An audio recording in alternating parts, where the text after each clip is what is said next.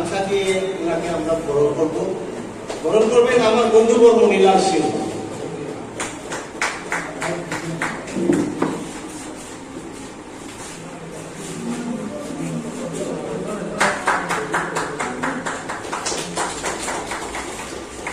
ধন্যবাদ মনিলাল বাবু।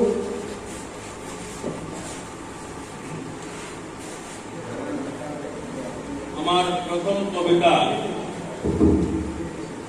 পড়াকে খুব জ্বলন্ত সব সমস্যা নিয়ে। কবিতাটির নাম আমাদের কফি হাউস নেই।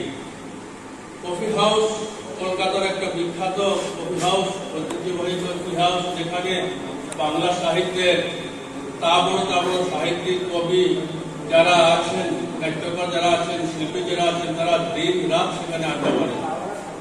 তো যে থেকে ঐতিহ্যবাহী হয়ে উঠেছে কফি হাউস। তো আমাদের কফি হাউস নেই। আমাদের কফি হাউস নেই, আমাদের বই পড়া নেই। কলকাতায় কলেজ স্ট্রিটকে বই পড়া বলে, আমাদের বই পড়া নেই। আমরা কলকাতার নাগরিক। আমাদের আড্ডাস্থল মহিমালয়, একটা মহিমালয় ছিল, একটা চায়ের দোকান। সন্ধ্যার অন্ধকার থাকতো, মোমবাতি জ্বালিয়ে টেবিলে জ্বালিয়ে দেওয়া হতো। সেখানে শিলচরের কবি সাহিত্যিকরা আড্ডা দিতেন সন্ধ্যার সময়। তো সেটা থেকে মহিমালয় এখন আর নেই। সেখানে একটা আবাসন গড়ে উঠেছে, ব্যবসায়িক আবাসন। তো আমাদের আড্ডাস্থল মহিমালয় আজ ইতিহাস। আমাদের বই পড়ার একমাত্র ঠেকের নাম বাতায়ন। শিলচরের বন্দিনী বলে যে বাতায়ন বই দোকানটা আছে, এটাই আমাদের বই পড়া। আমরা এমন এক প্রান্ত সময় বাস করি যেখানে বর্ষা মানে বিভীষিকা। আষাঢ়স্য প্রথম দিবসে আমাদের শীতের যেখানে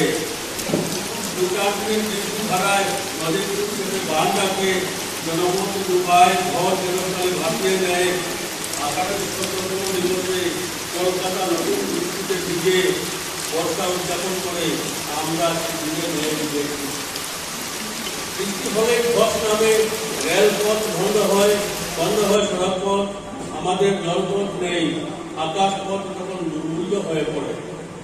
সেতু ভেঙে আমাদের নারীর স্পন্দন স্তব্ধ হয়ে যায়। অবরুদ্ধ উপত্যকায় আমরা যন্ত্রণায় ছটফট করি। আমাদের পথঘাট কাদামাখা খুব ছিল, রাজপথ ভাঙাচোরা, যোগাযোগ শিথিল। এমন পুরার দেশে যে রূপ সূর্যোদয় হয় অত্যন্ত ভয়ে ভয়ে, রাতের জ্যোৎস্না বড় আলো আলো থেকে। আমাদের এখানে কফি হাউস নেই, চায়ের দোকান রয়েছে গলিতে গলিতে।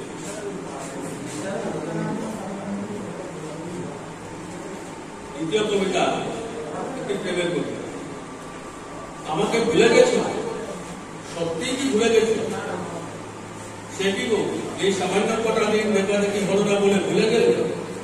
মনে নেই তোমার বিবেকানন্দ মেলায় আমরা নাগরদোলা করেছি একসাথে? মেলার মাঠের দোকানে মুখোমুখি বসে চা খেয়েছি কত।